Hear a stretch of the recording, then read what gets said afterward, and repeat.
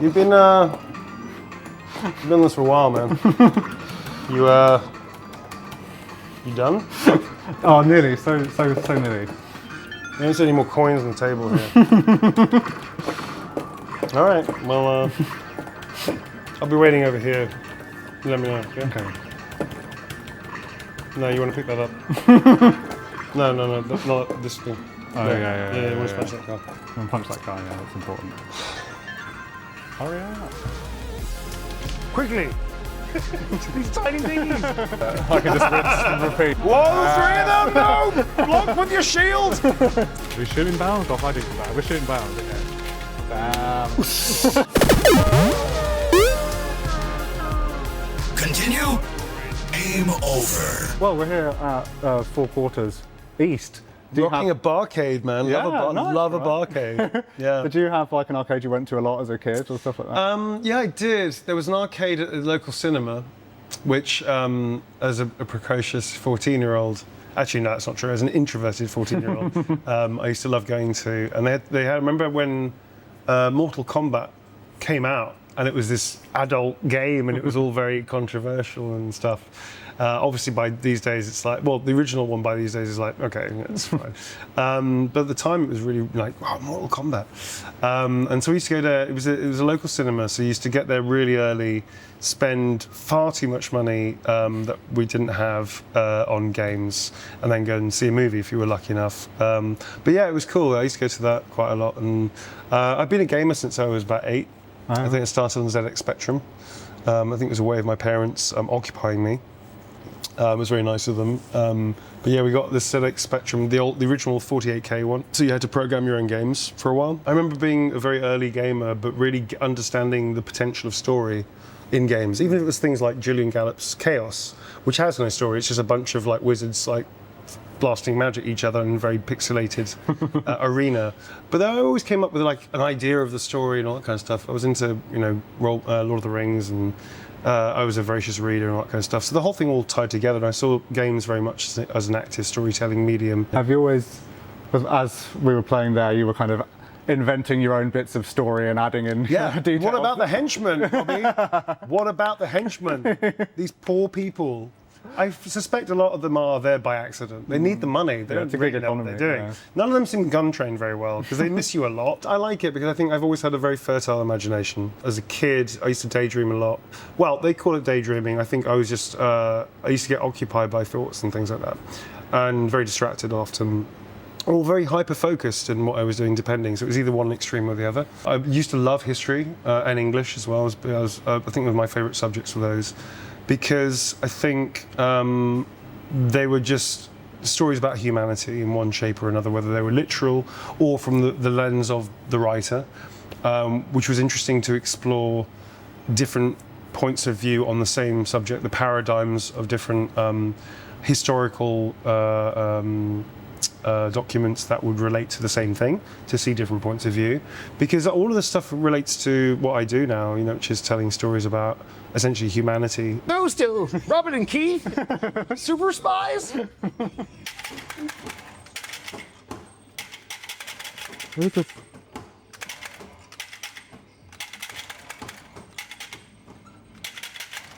Oh wow, that guy died horribly. Is this a game where we can accidentally shoot the civilians? Yeah, pretty much, yeah. But the civilians run in a really weird way. Man, you're not bad, eh? Yeah, I remember those. They have a lot of emphatic, like, it's me, I'm here, where are the agents? You need to go. It's a lot of that, and this is interesting voice work. Time Crisis developers. Keith and Robert. And when, a project called Baldur's Gate 3, or unless it had a code name or something, came across your desk? It was codenamed Drachenfels, which is if you know your geek, it was I believe it's a Final Fantasy role play, Lord Drachenfels of the castle. Yeah, it's basically, Drachenfels is an old adventure that, about Drachenfels. He's this sort of like Count Olaf character, vampire Dracula kind of thing, kind of, and that was the code name of the production. I thought it was a Warhammer roleplay thing, which I was very excited for. Then found out it was D&D. It was like, holy shit. Yeah. Did you get an impression of like this could be a big one. This is like going to be like a defining thing in my life. I don't think any of us knew that. When I played the early access, because I was doing mechanical work for it as well, I was doing mocap for it as well. So, and I was also I was going to be directing on it, I was consulting on it. I needed to understand the mechanics a lot better to really see how it worked. Having been a massive fan of Larian on DOS 2 anyway, and understanding their work was, super, super interesting and cool. I think I got very excited about, okay, I think the game's going to be great. I don't think any of us predicted, including Sven, that it was going to be this big, this successful, and most importantly, have this much of an impact on people's lives. No, I don't think any of us saw that. I didn't even know that. I didn't even think people would necessarily get my character. When we were doing it, I knew that there was all this lovely shape to the character, but I also knew that the front end of Astarion is very much set up as a defense trope. That he's very much like as a presentation of, don't get too close just yet. And then, of course, you see him bit by bit by bit. So, to be honest with you, I wasn't really sure people were going to like my character. And to be honest with you, none of us really played that anyway, of whether people like our characters. It was just a thought of, I wonder if people are going to get it or not. Because it's not the actor's remit to care about the audience's reaction to the character, because if you do that, you start judging the character, you start maybe playing him in a less honest way because you're trying to get people to like you, or, oh, isn't this cool? As opposed to just playing it honestly. I think that's a really big thing that actors hopefully should never think about an audience reaction. You're just presenting the art to then step back and go, tell me what you think. This is now yours. You have to make your own decisions, and I'll accept whatever you feel, because that's your opinion, which is important. So I don't think any of us saw it being this big. Sven famously did not put enough people on the IT, didn't warn the IT department, apparently, or whatever the department's called, about the launch. Because the launch, he expected this number of numbers. He said this publicly, so I can say this out loud. He said he expected a certain number of numbers, and it tripled that or something like that, but broke everything or something. I think they broke Steam on their launch, which is an achievement in itself. I think it was relatively recent that Sven had said, their next project is not going to be a Baldur's Gate 4 or something like that. Yeah. And you gave a lovely answer about how you'd be very open to doing something else with the character at some point. And I was waiting. I was like, wonder one day will I see something. And then relatively recently, I saw the animated little film that came out for the final update. And we've done a bunch of those. Yeah. They're really fun. It's just such a thrill to get asked to do those. I actually don't think I've done a proper animation before. So we did those a couple of years ago. We started recording those, I believe, for each of the updates and things like that. And it was super fun because it's a send up of our own stuff, which is great. I really hope that I get to reprise Astarion in some form or another again, whether it's another BG4 or what have you, or I'd love to play him live action. That would be amazing. That'd be awesome to do that. I don't get a call on any of that stuff. So I don't know if that's going to be possible or not. I really love the fact that Larian, when they knew their heart wasn't really in doing another game, or even DLC for that matter, that this was the experience. It'd taken them 8 years or something like that. They were exhausted, but they were tired, they were happy, and and all the rest of it. But it was it was like, that's done now. Yeah. I think I like the fact they stuck to their convictions, and they knew in their heart it wouldn't be as good as the endeavour they'd just done because their hearts weren't fully in it, and they wanted to do other things. I think it was absolutely the right call. So yeah, who knows, man? Who knows? I'm not sure. I don't know who could do it. I'm very curious as to who could do a fourth one. I'll be very interested if that does ever happen.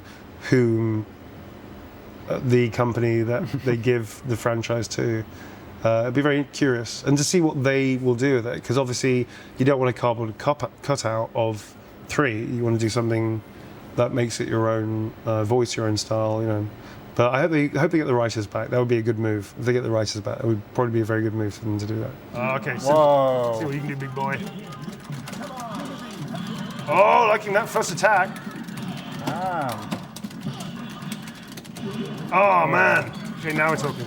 Whoa! What happened there? Did I punch you so hard you left the game? Yes. Oh, damn. Wow. Oh, I've changed characters somehow. I'm not entirely sure I did that. Whoa, 3 of them! No! Block with your shield! Dude, took it like a champ. Oh, I guess when you call them in, you can then change over somehow. I'm not sure how you do that. All right, screw it, man. Magneto came in and did absolutely nothing. I'm not really impressed with that. Okay, I'm gonna have to really tap these things like crazy. Wow! Wow! Wow! Dude! What was that? Do it again. Oh, shit. You'd think that would have to charge up. Why 43 doing hits? that? No. 243 hits in a row? Are you kidding? Okay, I need to be tactical now. Oh! Okay, Iron Man is down. Fantastic. I'm blocking. Again. No. Oh, jumping was the wrong choice. Oh. Oh! He caught him napping! Oh, He caught him napping! KO! Why? I've taken a long and winding road to get here. But Yeah, man, do it. I talk a lot, dude. the other kind of new project that you've been talking about recently is Dungeons and Dragons and Dramas. Yay. Tell me about it. What made you? What inspired you to want to put this out there? And maybe... Thank you for asking, Robbie. Thank you for asking. Yeah, man. So I've been a role player, as we talked about, since I was a kid. Got to a point when I was an adult, I had to stop playing role play because none of my friends were near me. And the ones that I did know, I said, so role play? And they were like, inviting people to go swing or something. It's like what? Role play games, tabletop, miniatures, dice. As an adult, it's like, yeah. And then the pandemic happened.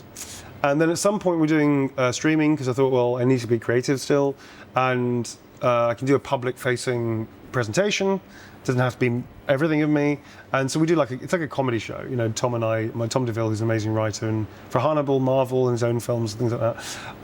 He's one of my best mates anyway. So we just thought, okay, let's make it like a comedy show. And so we play games for laughs, but literally just to lighten people's days, especially during the pandemic and now everything since. And we started a thing called the Vagabonds, which was a roleplay, Warhammer Fantasy roleplay group. We did it using Tabletop Simulator, and it's very silly. And it was a super amount of fun. And then that ended. So it was still sort of in my head, like, wouldn't it be fun to do something like that? And Matt Mercer's a friend, and Marishan, and Travis, and Laura, and everybody, Sam, I know Sam, and everybody else. I saw what they were doing, it was awesome. And I don't want to try and recreate what they do, because they are, the pinnacle of roleplay groups. But I thought, wouldn't it be fun to do the opposite, and do like pizza and beer around a table with mates? Kind of how I remember my tabletop days, or my roleplay days to be. And I thought, what if we relate it to what I do as well, as an actor in the industry? And what happens if we start exploring tropes of being an actor or writer or director or producer in the acting industry, the good and the bad, especially the bad. This is very much a radio play in many sense. And we wanted to make it accessible to people that don't play role-play games, but can understand the joy and the stupidity of playing games together. And that's how that sort of came about, really. You've listened to episode 1, you said? Yes. I'm interested about your opinion. We're going to swing the camera around on this gentleman to ask. Holding there. Good. So just curious about your reaction to it. What do you generally thought? Bearing in mind there is a camera and I'm right here. Genuinely, I enjoyed it. I laughed a lot. It's interesting, like that's the thing that you kind of pulled out. Because I was like, yeah, that's my main memory of listening to it is laughing to it. I was really enjoying. I had one joke question. Yeah. Which is not my style of interviewing people normally, but this is the joke question.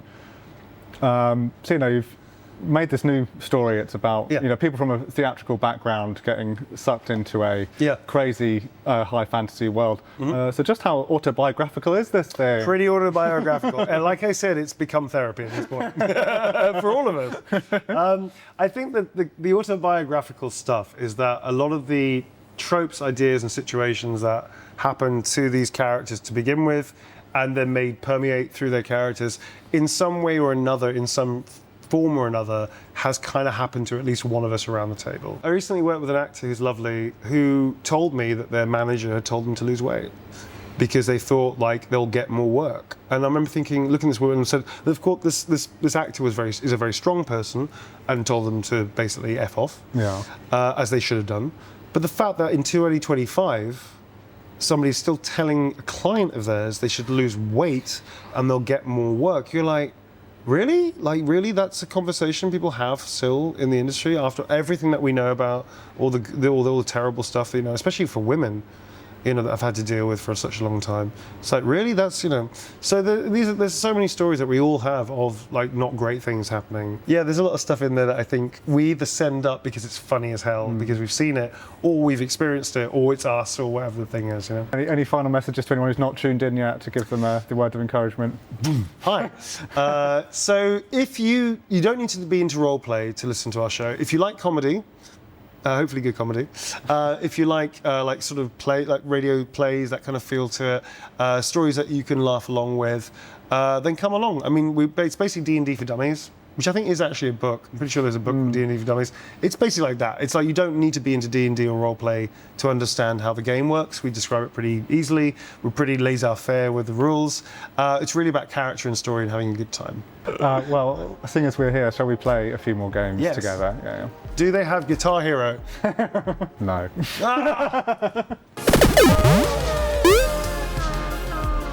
Continue. Game over. Radio Times does gaming? I was shocked, I tell you. I was mortified and then shocked. And then I thought, well, why not? I mean, obviously they do everything else. But Radio Times? Really?